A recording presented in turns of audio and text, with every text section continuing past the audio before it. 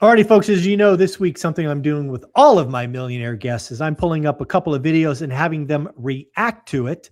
But before we do that with Mr. Stephen Dow, we got to get that quick message out of the way. Yes, so although I work very happily for Velocity Mortgage Capital, all the ideas and topics discussed on this channel that of my own. So let's get it going.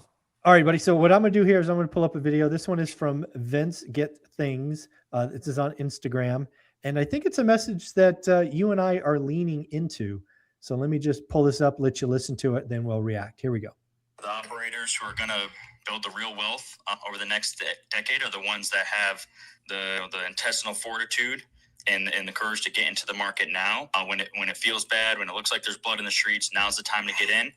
The ones that wait on the sidelines, so say we'll wait and see, they're going to catch that cap rate compression, and they're going to jump in and try to get the FOMO, in 27, 28, 29, when the cap rates are already compressing, and they're gonna jump back in, and they're not gonna catch these cost bases. The operators. What do you think of that message?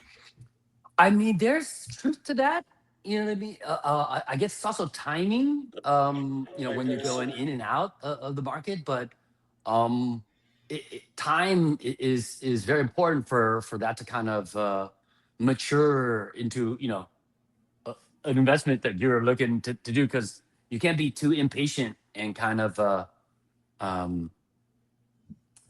guess have a knee-jerk reaction sometimes to the market, so you have to kind of wait it out. Same thing with when you're investing in the stock market. I think the compound interest, the beginning stage, you don't want to interrupt that at all. So the mechanism works in that favor. Same thing with what he's talking about. I think with the market when it does turn, because I think a lot of people that short sailed back in the last mortgage meltdown, like 08, 09, 2010, if they would have hung on to it just a little bit longer, they were able to get through that really hard time. I mean, people have double, tripled their money back in 2017, 18, 19 when they started to sell. So there's some truth to that, but I don't know. What's your opinion? Well, I think there's a couple of things about that message that I like. One is obviously he used the word that I think is 2026, and that is operators. Right. I think, for the last 5 years, we've got a lot of pretenders and fakes and frauds and all of that stuff. 2026 is the year of the operator. Second, I have spent most of my career going the opposite direction of the herd, and that has saved me and made me wildly wealthy. And I agree. I think 2026 is a year that does not feel good. I think there's a lot of people suffering, especially in multifamily, which is where this guy plays. There's a lot of syndicators that are already losing stuff. There's a lot more that will lose stuff.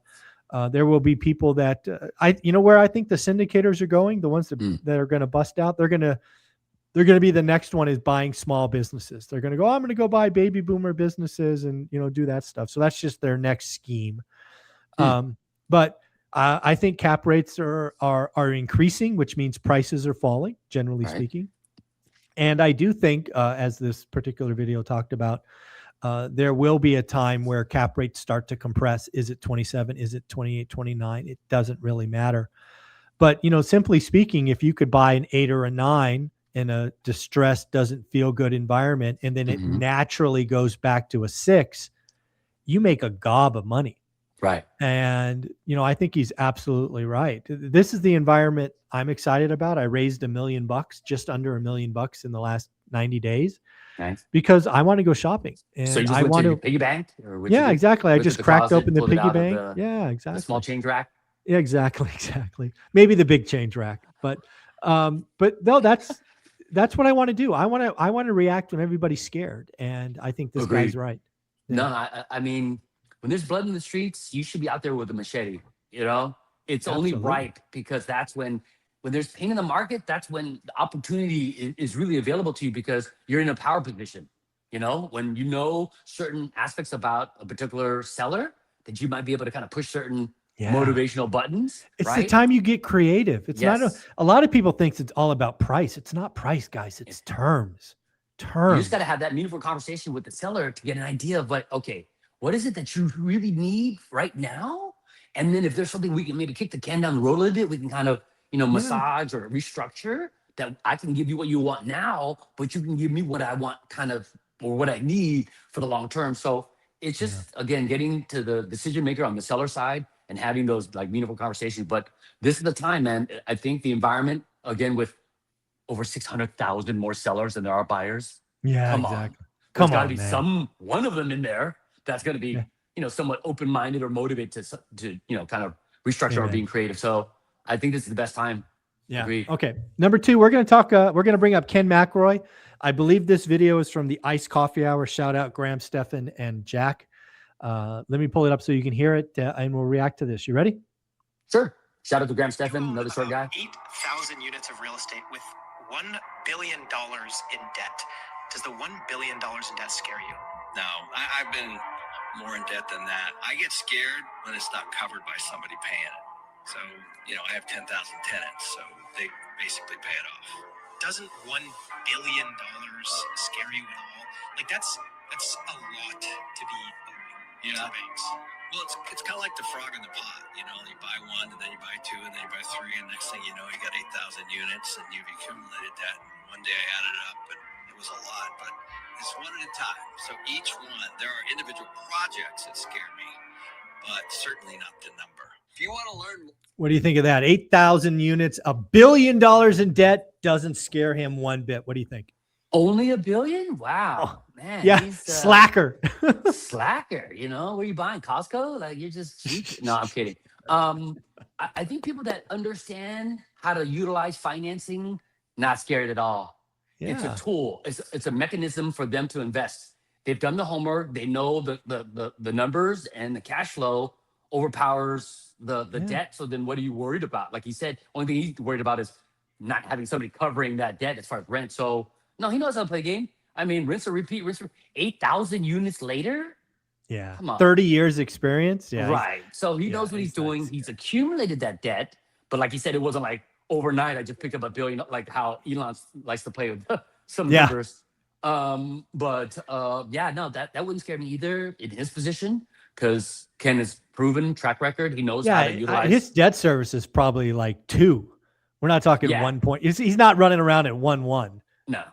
He's where he's at for a reason. So no, if I were Ken, I wouldn't be scared either. If it was somebody else though, like a young person or somebody, fly by night, that just cobbled it together, yeah. So again, when you look at $1 billion in debt, that's a big number, and yes, maybe it's fearful just because it's a big number, but you got to look how it's constructed, right? I would guess, this is just a pure guess, I would guess Ken's debt is fixed probably, like when you blend his whole portfolio together, probably 6 or 7 years still, right? He's probably got a minimum of 10 year on the note. Because you never know, Ken might be having some access to some other, line of credit or something. You never know, so. Yeah. But I would imagine average about, 6 or 7 years left, right? So he's probably got minimum 10-year debt. Again, he's an experienced guy. He went through the GFC. He's getting long-term. And also, let's be clear, he's getting Fannie and Freddie debt. He might have 30-year fixed rate debt on some assets. Right. No, I mean, again, he's pretty savvy. You listen to him and some of the things that he says, you can see that he's done this before. This is not his first rodeo. So I think, again, and I think it's all relative, with his experience all these years. And like he said, he didn't even think about it because it's just individual transactions one by one, and it accumulated over time because he doesn't have time to what I've got so far. It's like, no, on to the next, deal, so to speak, right? And so, but to him, $1 billion, somebody, the regular Joe Schmo off the street, sweaty bullets, you know what I'm saying? Instant white hair, can't sleep for days. That would be here's scary. the crazy question again that we will never know for sure. So if his debt, if he has debt of $1 billion, do you think he has do you think he has equity of $1 billion? Do you think he's a billionaire? I mean, can you say that? I guess. I mean, I guess your net worth, right, to some degree. Just one minus the other. But in liquid billion? No, I don't know about that. He's no real estate. No, one thing you know about real estate investors, they're never liquid $1 billion. No, they're not liquid. No. Maybe, I don't know. Maybe certain markets gotta maybe be softened because again, he's heavily invested in multifamily, right? Yeah. So that's true. I don't know. That's seeing a lot of pain right now. So I don't know. Maybe it was at one point. Maybe not now. I don't know. Yeah. Well, you know what? Let's get the audience. Think about. Yeah, let's get the audience. So, folks, I'm going to put the number at 700 billion. Do you think Ken McElroy is worth more or less than $700 billion? Don't let me sway you, but I'm going to say over. But yeah, what do you think? 700 billion, Steve? You think? 700 billion in total. What? Like? Oh no, real estate only? 700 million. Sorry, 700 Okay, million. I was gonna say I'm Million. like, Wrong oh, number. Yeah, yeah, wrong. you're using Caucasian math again. You're throwing me all off, Mike. Wow. At first, I was like, did I hear it 0.7 right? billion. 0.7 Yeah. billion. Yeah. Okay, yeah. 0.7. Okay, so 700 million. That's possible. I can see that. Yeah. I mean, because again, with equity Yeah. right now with multifamily, because I know we were doing a lot of commercial, and I don't know where he's heavily invested in, but his portfolio might have taken a hit, but Yeah. it probably was at some point because man, Yeah. when we were like right before pre-COVID, multifamily and office, where was that, bro? You know what I mean? Mhm. I mean, especially long term, a lot of people were buying that type of asset, but not now. So I don't know. I guess Yeah. I don't interesting know. topic, but yeah, I mean, he doesn't look like he's sweating bullets at all. I mean, he's No. still got a full head of hair. You know what I'm saying? So He's he enjoying looks like life. he's doing okay. Yeah. So I don't think he's stressed. So we shouldn't even spend 1 second worried about poor Yeah, Ken. Mr. Ken McElroy, he's doing Poor okay. Ken. Oh, that's Out in the hilarious. streets already, poor Ken. Oh, Let's that's start a funny. GoFundMe page for poor Ken. No, I don't think so. I think don't he's think so. fine. Yeah. But yeah, something to think about. Yeah, I mean, just the reaction to what you talk about, that $1 billion debt, it wouldn't He scare me. just Like, was I'm just pretty like, good with my debt now Yeah. that I'm older and wiser. Whereas when Yeah. I was younger, I'd be like, oh no, man, I'm not gonna be able. I don't pay interest. I pay everything off at the end of the month before, and I've got strategies where I pay it off even before the. Anyway, but yeah, I'm There good you with go. my debt now, where I'm so responsible. Yeah, Very cool. but again, certain individuals that shouldn't scare them. And I think if you do your homework, taking on debt shouldn't scare you either, because again, it's just a tool for you to be able to invest in, and then build up your Yeah. portfolio. So yeah, I like it. getting the right debt is important too. I like it. Mr. Stephen Dow, if somebody wanted to reach out to you, get something started, 50, 40, 10, Fast 50, all these great loan products you have, what do they do? Email is going to be the best down there, sdow@velocitymortgage.com. In the subject line, please put the acronym ORAAT so I can make it past the firewall.